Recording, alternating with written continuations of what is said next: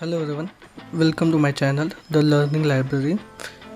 In today's video, we will kick off a new series that is on SQL basics and advanced.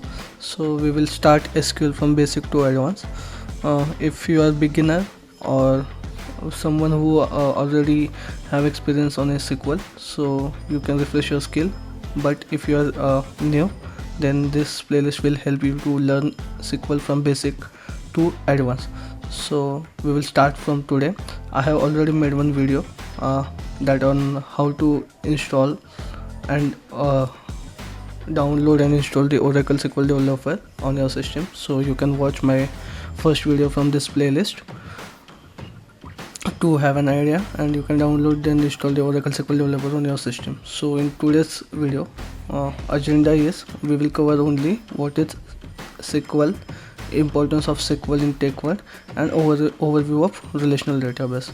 So SQL stands for structured query language, and it is computer language that we use to interact with relational database. So what are the relational database, what are the different examples of relational database, that we will cover in some time. But SQL is basically used to interact with the relational database. SQL is a tool for organizing, managing, and retrieving archived data from computer database. So that is SQL. It is standard definition for SQL. So next is what is the importance of SQL in the tech world. So SQL allow user to access data in relational database management systems. Then it allow user to describe the data. Then it allow user to define the data in database and manipulate that data. Allow to embed within other language using SQL modules or libraries and precompilers. Then effortlessly deals with big data. It is universal language. It helps you to get better data scientist job. So that are some key importance features of SQL.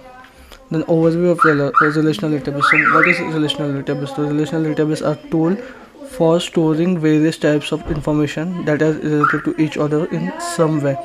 A relational database is a type of database that store and allow access to data. This type of database are referred to a relational database because the item within the the items within that database have predetermined relationship with each other.